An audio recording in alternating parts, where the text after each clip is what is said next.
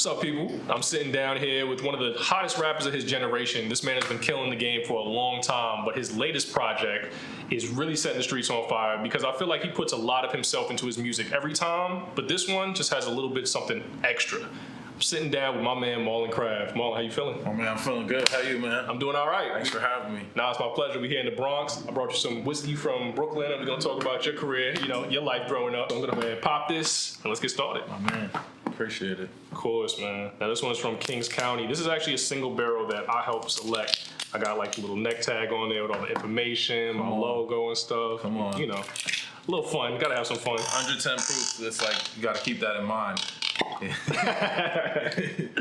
Oh man. Here you go.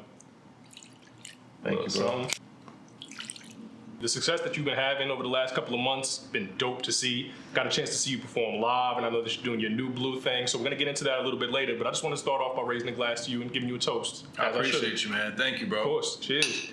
What do we think? Very good. Yeah? Like it? Yeah, very good. Love smooth, strong but smooth, rich. I don't know all the words and shit. I'm not a connoisseur like you, but Nah, you crushing it. that's what I'm going. That's perfect. Yeah. I want to talk about your background. You're coming from Hell's Kitchen, and you also come from a musical household, correct? Because your dad was a jazz musician.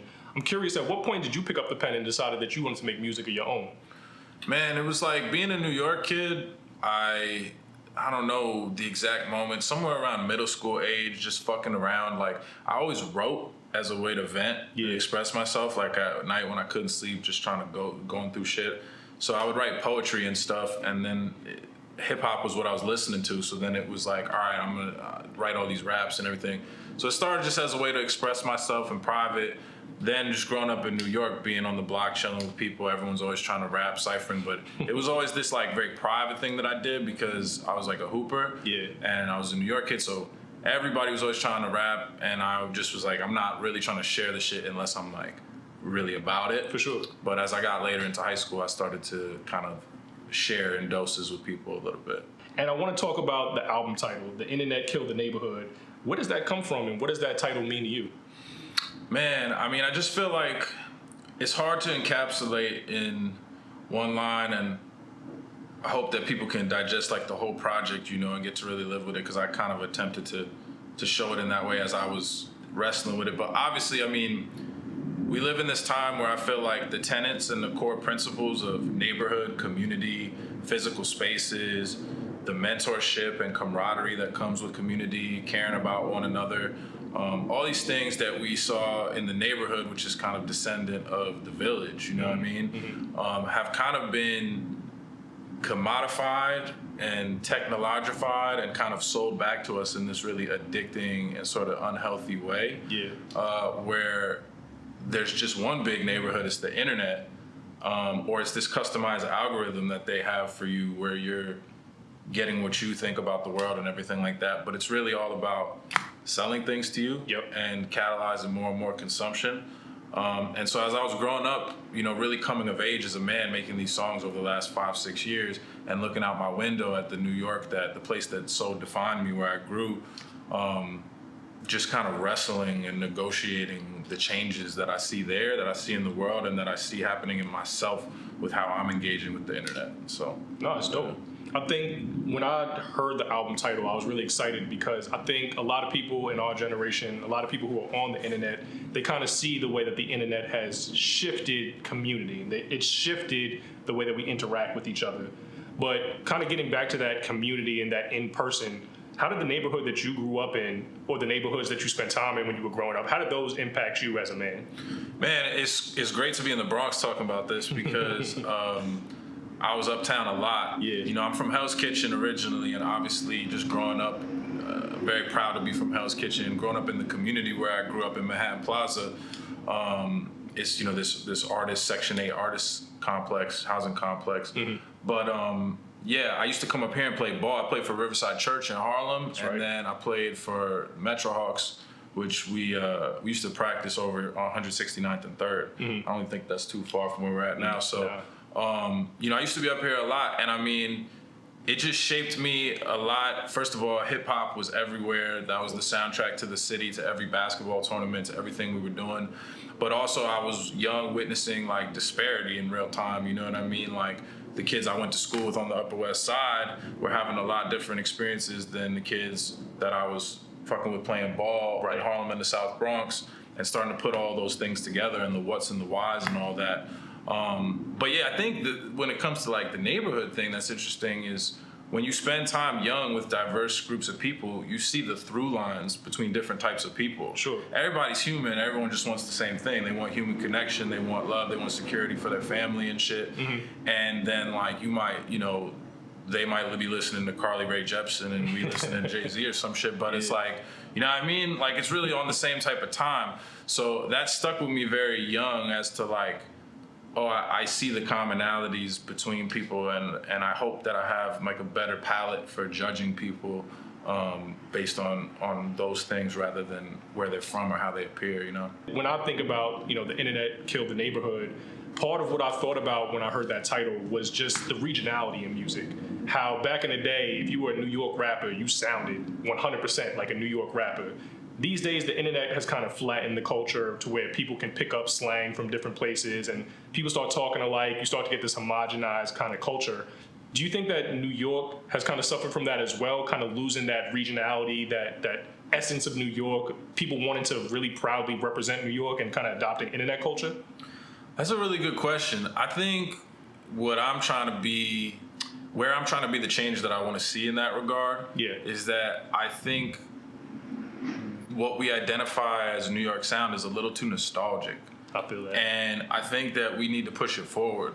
So to me, the internet killed the neighborhood. I've got all this live instrumentation. It's really like a soul, jazz infused rap album. Yeah. You've been to NUBLU to see me with the band. That's we right. bringing out, do different flips on classic rap joints, but with live instrumentation, all this different thing. Sounds so good. Thank you. And then like on the album, you know, it's like to me that it sounds like New York. Like my hope would be that I'm pushing kids to, you know, embrace a different type of musicality that in 10, 20 years from now, they're gonna be like, oh, that's that New York sound, like that Marlon Craft shit. And, you know, so I think we gotta push the sound forward while obviously staying true to the roots. Like the songs that I'm listening to a lot that inspired this album are the songs that got sampled and got flipped to make some of the craziest hip hop shit ever and all that. Yeah. So I just think that would be the difference. It tends to be this discussion around like, what is the sound and whatever. And I think the young people have pushed it forward with like the drill sound. Like people don't always like the sound, but we have to identify things that like, you know, have come out of this region and shit like that. But yeah, ultimately I think that would be my answer. I think it's important to have a regional identity with sound, but that shouldn't be the same thing over a course of 30, 40 years. That's true. I think that's interesting because people don't realize, one, how young but also how old hip hop is. It's been around for 30, 40 years, so it's had some time to evolve, but a lot of people, especially in New York, still gravitate towards that nostalgic sound. So I appreciate someone like yourself who's trying to push the sound forward. Thank you, man. Now that touches on kind of the neighborhood aspect a little bit. I want to know, what's it like for you being an artist in the internet age? Like, obviously it's a big piece of what you have to deal with day to day as an artist, whether we're talking about the grind of getting your music out there or the critics online, the streaming and making sure your numbers are right. So what's it like for you being an artist in the internet age? Well, the first thing I always have to say is that it's a privilege because I'm an independent artist. I'm like self-managed and I run my own company and I can make whatever I want, have total creative freedom to make whatever I want. And that's afforded to me because I've been able to accumulate a fan base and distribute to them on the internet. Yeah. But as soon as we like depart from that point, it all kind of sucks for me. Like it all kind of annoys me. Like, you know, it's frustrating because yeah, like I have this addictive relationship with the internet and with social media because it's designed to addict you, and I've got kind of a compulsive personality and a lot of anxiety, mental health stuff. It's just not a well place for me to be engaging with all the time, but I have to be constantly, and it's really hard to like dip in and out. You know, you can say like, oh, put the boundaries on it and whatever, but it's really hard. It's also hard where I feel like I'm critiquing this space where I'm also needing my fans to show up so I can sell them goods.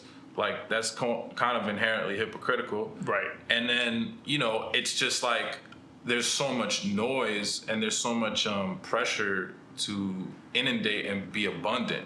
And I think that was the big thing with this album. I was like, yo, like I'm gonna take as long as it takes. I have to be brave and step back and not just drop 2 projects a year, because what if I don't keep up with the pace? Like if I'm gonna make something that's really going to stand the test of time, I have to take real time on it. Right. And that's just an economic risk in this climate. It is. So it's hard, man. But we have to remember that it does, afford us a lot of privileges as artists. This is true. And I'm curious because as an artist, it's something that you obviously have to engage with.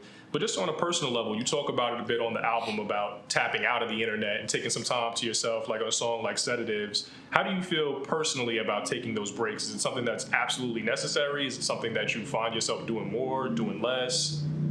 It's necessary, but I struggle with the discipline. I want to do it more and more. It's just hard. And how do I balance? First of all, I have like anxiety. I have like OCD to a certain degree, like literally, not like, you know what I mean? Not internet defined. Yeah. And but part of that uniqueness about me, that's part that hunger that has come from that obsession. Like, you don't get where I'm at the way I've done it without being obsessed. Yeah. And so I don't want to quell that in myself to the point, like, there's a lot of fear of that internally when I think about stepping back and doing what would be better for me, the man, like what would be healthier. I don't want to quell it to a point where that's the thing that got me here, that hunger and that obsession.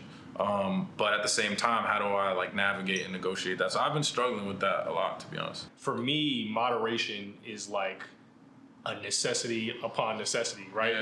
There are people who are in the alcohol space who are, alcoholics, and like you see them, they're not professional. So to be a professional in the alcohol world, like it's a necessity. And I was curious, like how you deal with moderation as an artist, because I feel like so many times people go crazy of living in the studio and not tending to their family, you know what I mean? Or like going crazy with drinks or going crazy with drugs and like not tending to the business. No, that's a great question, because that's something I struggle with. Like, we were talking about it when I came in, but I work for myself and I'm at home, so turning off is so difficult. I have such a hard time, especially if I'm working in the same space that I'm then trying to chill in. Right, because the office is the crib. The office is the crib. So I am trying to go out more to do like businessy shit, even if it's just a coffee shop or whatever.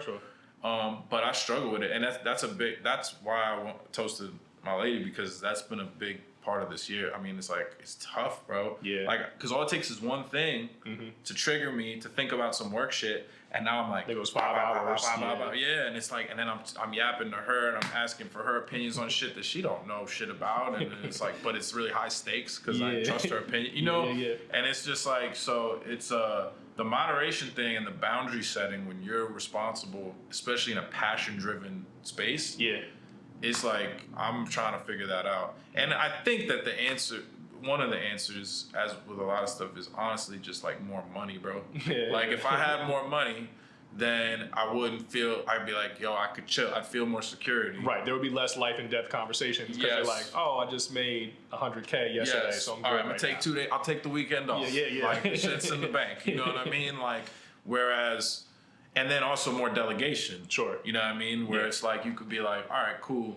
I'm going to pass this off. We're going to hire somebody, so-and-so. We're going to see how that goes, whatever. So, yeah, it's that part of it is like really hard. And it ties into the drinking moderation, because then part of the shutdown for me is like, all right, I'm going to have a couple drinks. Right. But then you get into a place where you have to have a couple drinks to shut down. Yeah. You don't want to be in that place, you know what I mean? Right, exactly. Because then every time you shut down, you're having a couple of drinks, and then you're not useful to anybody else in your life, really. And then also then it's like, you're having a couple more. Now you're like, now your morning's fucked up. Yeah. Because you were relaxing. So now you got a late jump on the day. So now it was a stressful day. So now it's the next night. Now you need a drink. Yeah. Because it was stressful. You stressed. You know what I mean? Yeah. And then all of a sudden it's been like 10 days like that. Now you're an alcoholic. Right. Like, how did I become Bukowski overnight? Like, I thought I was good. Yeah. Exactly. I really want to continue this conversation about the dichotomy between the internet and the neighborhood, because that's what the album is all about. And I feel like the NUBLU residency, is a vital part of building that community, kind of building your personal neighborhood. At what point did that idea come to you to kind of have this residency, and what's that been like for you so far? Man, I don't remember exactly when we decided, but it was a little over a year ago when we started, and I just realized, man, I take so much joy and pride. Like, the time I'm really having fun is when I'm out there with the band playing this music live and hearing it live.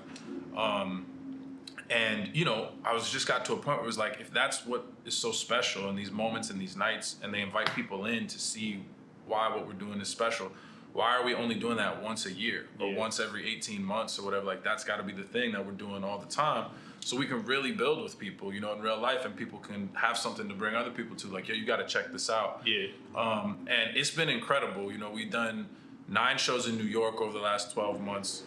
We did 3 out in LA. And as you know, every night is different. Like, we don't do any tracks. It's all live. Yep. We'll do my songs, but then we'll just have these departures where we'll do covers, or we'll just go into jams, different musicians sit in, special guest MCs come out.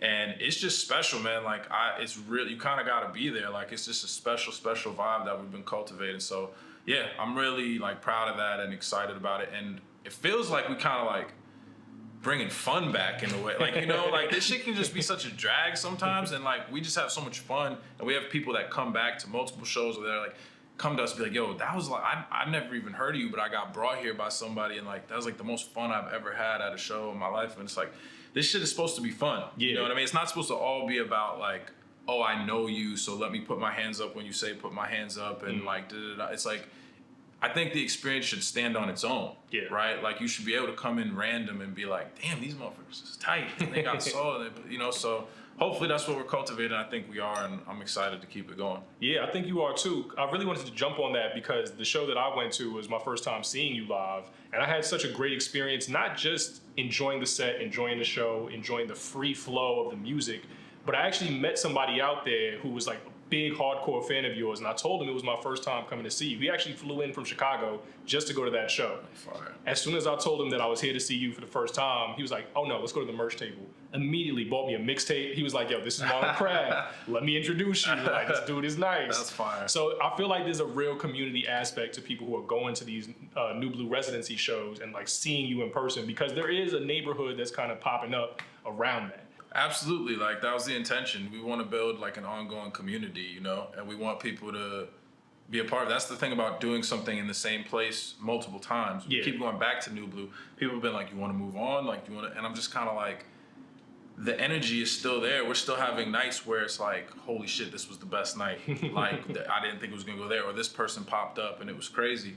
So I really think like when you stay in a place and you build a community, and then there's like the tight-knit community of people that come to every show, which is small, but then there's like a revolving door of people that be popping up, and then there's brand new people every single time, but they're all part in some way of this community. So we've been trying to build that. As I grow older and I think about like what actually brings me joy and what actually would build a lasting legacy, no one's really gonna remember that you sold 5,000 tickets one time. Right. But this residency, if we keep it going and do what we're doing, like, people are gonna talk about these times, they're gonna be influenced by it.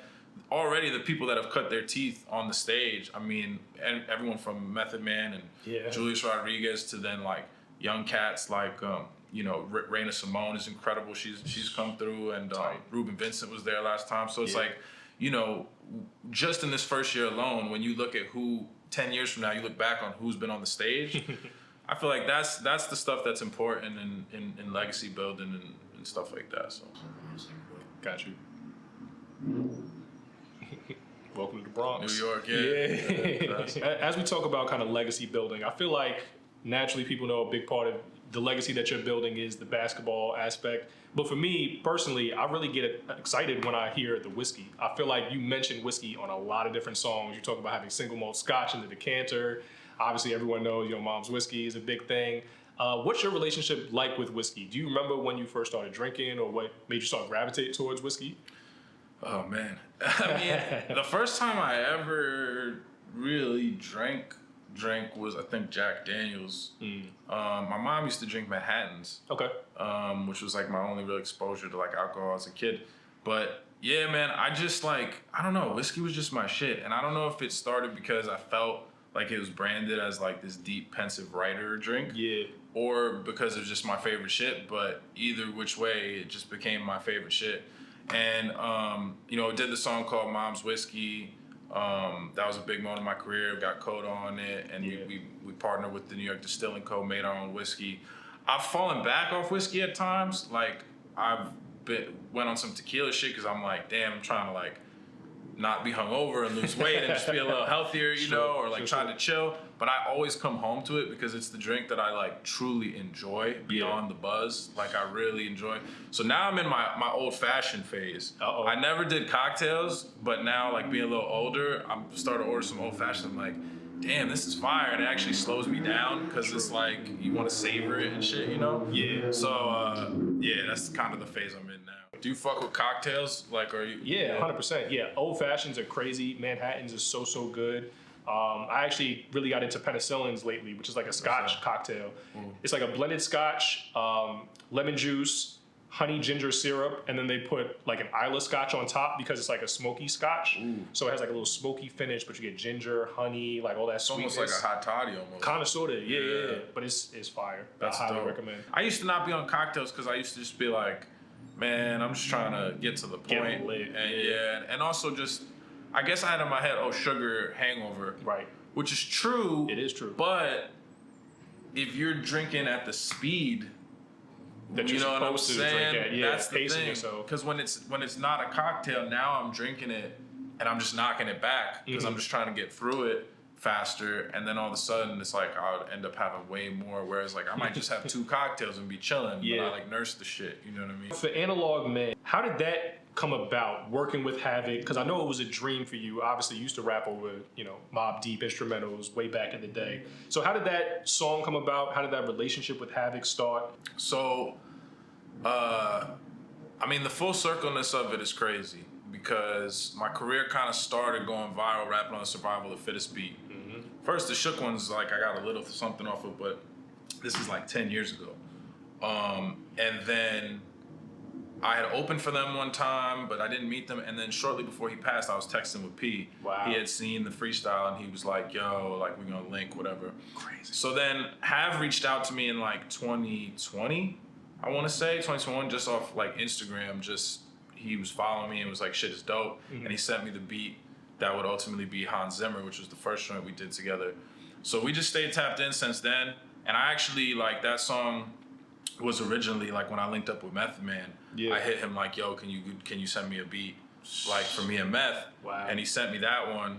But then the next day he was like, yo, I don't think you should send it to Meth. I think you should just carry that one yourself. And I wasn't quite sure why. I'm still not quite sure why, but it worked. Like, you know what I mean? So it was, it's just special. Like, he's always given me the freedom to add the instrumentation, bring in the live instruments, really? like do That's all tight. that stuff. Like, I brought my man Sly Fifth Ave in to do all the horns, brought my man Joe Harley on keys. He essentially let us co-produce it with him. And to be that legendary and to have that much, give me that much control, I really, really appreciate, so. No, for sure. It's kind of like a backbone of the album also. The fact that you carry it by yourself and the title Analog Man, with this whole internet theme.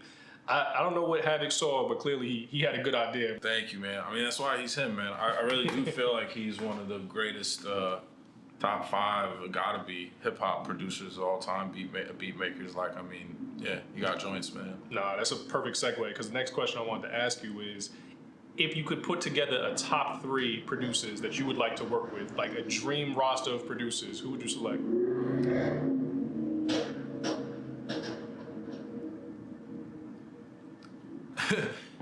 Damn, that's really tough. So like, I mean, if it's on some rap producer shit, Just Blaze. Yeah, like the one that really jumps out is like Just Blaze. Okay. But I would really love to work with Terrace Martin. I'm a big fan of Terrace Martin. Oh, he's incredible. And just like all the Kendrick stuff, but also his personal stuff. I would just love to work with like, the Glasper, the Robert Glaspers, the Terrace Martins, those cats. Amazing. Obviously, like, the rap names are kind of like the same, It's Right, like, the it would big be cool. guys. Of course, I'd be down to do a DJ Premier, do an Alchemist, do something like that would be an honor, you know what I mean? But Just Blaze is the one that I really like, would really want to fuck with. Like, he was just my favorite, bro. I met Just Blaze. It was like when I met Just Blaze, it was definitely a big moment because I was like, yo, someone introduced me at a party. I was like, that's my favorite producer ever. And he was like, oh, I'm a fan, whatever. And I was just like, bro. So, but yeah, like he's you know, he's kind of like a recluse. Like he does his own thing, That's right. whatever. So I try to tap in with him. We did like a Just Blaze like cover at one of the residencies, like the early ones. Yeah. So I texted it to him, and he never hit me back though. So like He was just bumping it all night. That's why. Yeah, you know. So like he's one of my favorite. He's the one that like really comes to mind because I also just feel like he hasn't done much stuff, and but yeah, my mind is failing me. Right, there's so many people I would love to work with. Yeah, we'll blame the whiskey. That's all right. Yeah. So I bumped into you at the Chris Patrick and Marco Plus show a couple weeks ago, which was dope because not only did they put on an incredible show, those guys are incredibly talented, but it was dope to just see you out amongst the people and like appreciating the culture as a fan, which I know you are, you know. So I'm curious, out of your class or people who, you know, people situate you next to, who are you really listening to? Is there anyone out there that you admire that you feel like, I like what they're doing right now? Man, I mean, all the guys, you know, in the new class cypher with me were dope, and that's why I definitely wanted to come show love to those guys that day. Shout out my brother Radamiz, man. My brother Radamiz's new project that he dropped is his best work, and he just keeps getting better. We've known each other a long time, and he's incredible. When it comes to the pen, my boy Oswin Benjamin, that's my bro. Like, he has an amazing pen. I really like Ben Riley's album a lot. He's dope too. I got put on to him through the cypher. Oh wow. I wasn't really familiar with his stuff, and I went and listened to his album after the cypher, and I was just like, this is impressive, man. Like, this is just cohesive and well put together and just well executed. So I hit him and told him that, and I was like, man, this shit is dope. There's a lot more. Now, how about dream collaboration? Is there anybody out there, older cat, current cat, younger cat, or even somebody that's dead and gone that you feel like is a dream collaboration for you? Dead and gone, I mean, like, it would be like Sam Cooke or somebody like that. Wow. Yeah, Sam Cooke. Sam Cooke hook would go crazy. Yes, it would. Sam Cooke hook would go crazy. You know, I always say, because Alicia Keys from my block. So that would just be like, feel real full circle monumental for me as like the kid growing up there, and she's from my block. So like, you know, and like I've never met her, don't know her or whatever, but she follows me, so maybe there's some awareness. There we go. But Alicia Keys, you heard it. Yeah, man, we here. But that would be really cool just because of what that would mean to my community, where I'm from. Kendrick Lamar, probably my biggest like inspiration. That would be great. I would love to just be a fly on the wall. Like if a feature collab came from it, like cool. But I would more, if you were like, yeah, you could have a Kendrick feature, or you could sit in the lab with him for like a week or two while he's working and just build and connect. I'll probably take the feature because my kids got it. Now that I'm thinking about it, but nah, I would like to think that I would really just want to be a fly on the wall. Yeah, there's so many people, man, but those are the ones. As we start to land this plane, I want to ask you a couple of rapid fire questions. Just whatever comes to mind, you know, the first thing that really sparks. Proudest moment of your career so far? Shit. Sorry, I know it's supposed to be rapid fire. Honestly, where I'm at right now, bro, getting this album done, having it be out, and like the way I feel about it and how I know I made it, like that, it's been the proudest. What's the biggest thing that you miss about the pre-internet world? I miss just walking across the block, like knowing people are gonna be outside chilling, and that you could just like stop, and you might spend 5 minutes or you might spend 5 hours just chilling. There's always like people outside. I miss that. I miss like not having to make plans to socialize. What's the best thing to do in your neighborhood? I'm on the Upper West Side, so the best thing to do is go to the park. You know, I'll be in the park meditating, jogging, you know what I'm saying? I'm in my 30s, dog, so I'm trying to get my wholesome lifestyle on, you know? Well, add the whiskey to the wholesome lifestyle. Yeah, balance. Would you rather have a Pele Pele sponsorship or a Mitchell & Ness sponsorship? Pele. Because I did go through the Jersey phase super hard, but I'm not gonna lie, I've kind of descended from the Jersey phase. Because it's like, first of all, the Knicks got good again, and now I don't really feel like repping any other jerseys. Fair. Like I got heavy in that pocket when it was like we were still in the doldrums, and it was like, and I only wore retired players' jerseys. Right. But still, I was like, you know, now Pele's are just forever. You can always get a good leather off. But I like the vintage joints, to be honest. Like, I don't really love the new, like, that's what I'm on. The vintage Pele? Yeah. I have a lot. I have about 20 of them. I got problem. 2020 is crazy. I saw that 30 for 30. Like, it is a problem. Yeah, bro. My girl's at the point where she's like, if something else comes in, something got to come out. That's it. I get it. No more new leathers. That's how I am with the whiskey, honestly. Yeah. The Knicks playoffs about to start. We're about to kick it off with the Hawks. How do you like the Knicks playoff chances? Not just against the Hawks, but overall. I feel good because it's been a year where we've admittedly, like, we've struggled to find that identity a little bit, even though the record is good, to find that identity where we're really cruising like we have in the past couple of years.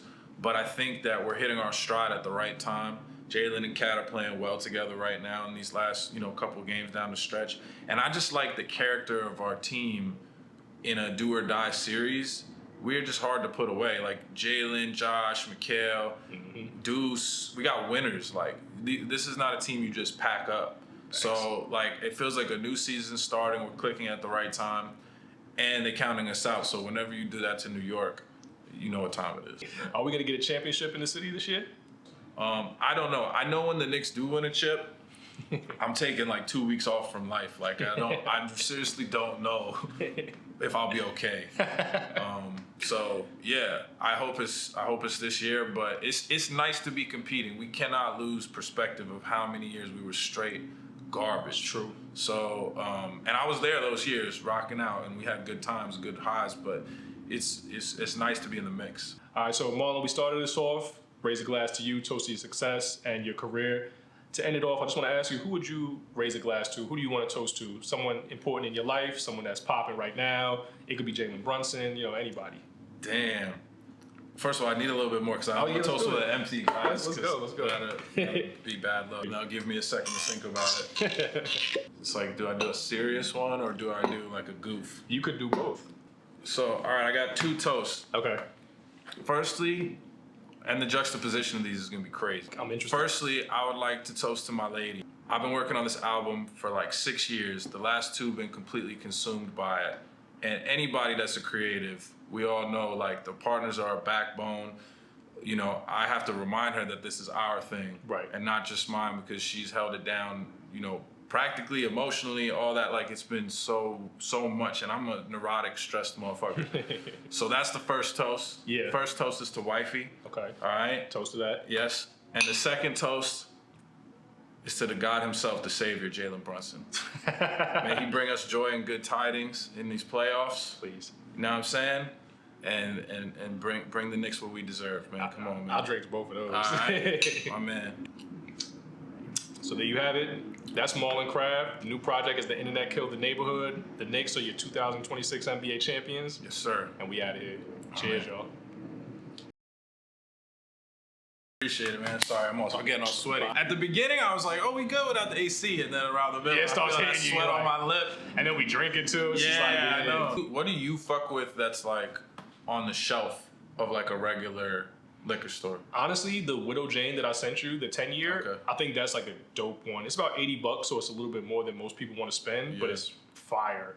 I would also say like Wild Turkey. People sleep on it, but Yeah. like Wild Turkey 101 or Rare Breed. The are rare breed is fire. That's my shit. bro. My that's- mom had that at the crib, Say and word. it was like I had to buy her another one. Yeah. Because it was like during the Re-up. holidays. Yeah. Like I kept drinking the shit when I was over there to the point and she got tight and then it was gone. This is really good though, man. I'm glad you like I fuck it. with it. I fuck Yeah, this is with my first time actually opening this bottle. This is the first one, and they just sent it to me like a couple days ago, and I was like, well, Marlon's coming through, so I feel perfect it though. time. It's no joke. I definitely like, it's a sipper. It's a Yeah, sipper. take it easy. Yeah.